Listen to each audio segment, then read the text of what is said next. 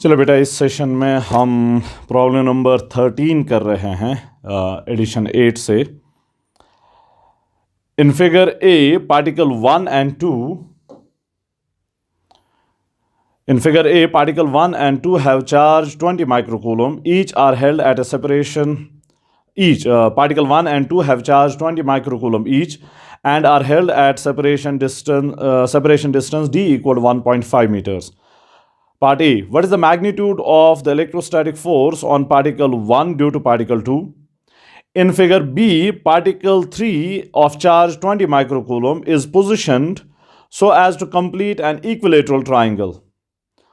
Part B now. What is the magnitude of the net electrostatic force on particle 1 due to particle 2 and 3? So, in figure A, this part, we have two particles, 1 and 2, separated by distance of d. And both are having the same charge, 20 microcoulomb. Separation between them जो है वो 1.5 metres के बराबर हैं। हमें बताना है कि पार्टिकल 1 पे कितना फोर्स होगा पार्टिकल 2 के वजह से। Particle 1, so this part we have to, ये पार्ट इग्नोर आप कर लें। 1 पे कितना फोर्स होगा पार्टिकल 2 के वजह से। अब दोनों सेम फोर्स चार्जेस हैं, Q1 is equal Q2 is equal 20 microcoulomb. तो इसका मतलब हुआ कि इनके बीच में रिपल्सिव फोर्स होगा। सो 1 जो है उस पर रिपल्सिव फोर्स होगा F। अब वो F कूलम्स लॉ, सिंपली वो F किसके बराबर होगा ये पर लिखते हैं। F is equal gamma Q1 Q2 divided by d squared. This means F is equal to gamma अब 9 into 10 to the power 9 है। Q1 20 माइक्रोकूलम, Q2 भी 20 microcoulomb, so 20 into 10 to the power minus 6 square. Q1 और Q2 बराबर हैं तो square मैंने ले लिया। Divide by distance d 1.5 metres में पहले से ही है, so 1.5 square. So this means F is equal to, अब इसको सॉल्व करना है, I already done that, 1.6 newtons. 1.6 newtons. Yeah, more precisely I'll write force on particle 1 due to particle 2 जो F ही के बराबर है is equal to 1.6 newtons. Okay, is equal 1.6 newtons. अब जाके फिगर बी में अब आप क्या चेंज कर रहे हैं, आप इन दो के साथ, अब ये जो दो पहले से ही हैं 1 और 2, ये 1 है ये 2 है, अब आप पार्टिकल 3 को भी ला रहे हैं। पार्टिकल 3 को ला रहे हैं सच दैट इक्विलेटरल ट्राइंगल यहां पर बन रही है, ये इक्विलेटरल ट्राइंगल बन रही है। ये डिस्टेंस तो पहले से ही डी थी, तो ये दो डिस्टेंसेस भी डी होंगे। अब आपको बताना है कि 1 पे जो है नेट फोर्स किसके बराबर होगा, वो हमें बताना है। रिमेंबर 1 और 2 के बीच में जो फोर्स है वो 1.6 न्यूटन्स के बराबर है, और Q3 जो है थर्ड पार्टिकल की चार्ज जो है वो भी 20 माइक्रोकूलम ही है। ये क्वेश्चन हमें कह रहा है। सो 1 की चार्ज, 2 की चार्ज, 3 की चार्ज सेम है, ये डिस्टेंसेस भी सेम है, तो 2 के वजह से जो 1 पे फोर्स होगा और 3 के वजह से जो 1 पे फोर्स होगा, उन दोनों का मैग्नीट्यूड सेम होगा, क्योंकि चार्जेस भी सेम है Q और डिस्टेंसेस भी सेम है D and D। So magnitude जो होंगे वो सेम होंगे। हमें बताना है कि नेट फोर्स जो है वो किसके बराबर होगा।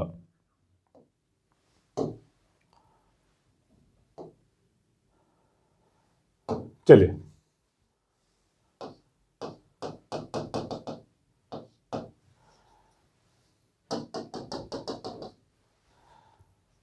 पार्टिकल 2 पे 1 पे जो फोर्स है 2 की वजह से वो यहां है इस डायरेक्शन में F, मैग्नीट्यूड उसका F ही है, दोनों का सेम है इसलिए मैं सिंपली F लिख रहा हूं, या आप लिखें F12 force on 1 due to 2, और पार्टिकल, या वही लिखते हैं 1 2, और पार्टिकल 3 के वजह से जो फोर्स होगा वो इस डायरेक्शन में होगा, repulsive force F13 force on 1 due to 3। अब ये दो फोर्सेस हैं, दोनों का मैग्नीट्यूड सेम होगा क्योंकि चार्जेस भी सेम है, ये भी Q है ये भी Q है, 20 माइक्रोकूलम। डिस्टेंस यहां पर भी D है यहां पर भी D है, तो फोर्सेस का मैग्नीट्यूड जो होगा वो सेम होगा। So F12 is equal to F13 is equal to F, जो हमने इससे पहले पार्ट में देख लिया, इज इक्वल टू 1.6 न्यूटन। अब ये इक्विलेटरल ट्राइंगल बन रही है, तो ये एंगल 60 डिग्री के बराबर है, तो ये एंगल जो होगा वो भी 60 डिग्री के बराबर होगा। तो F13 और F12 के बीच में एंगल जो है वो 60 डिग्री के बराबर है।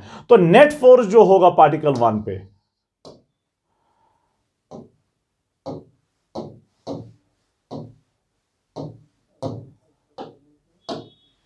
नेट फोर्स जो होगा पार्टिकल 1 पे, नेट फोर्स ऑन 1, वो होगा under root of F12 square plus F13 square plus twice F12 F13 into cos of 60। Formula को याद रखें, under root of a square plus b square plus 2ab cos of theta. तो इनके बीच में angle जो है वो 60 डिग्री के बराबर है, तो कॉस ऑफ 60 डिग्रीज। अब F12 F13 F12 F13 दोनों सेम है, F के बराबर। फिलहाल मैं F लिखता हूं, या ओके यहां पर मैं लिखूंगा टोटल फोर्स ऑन 1।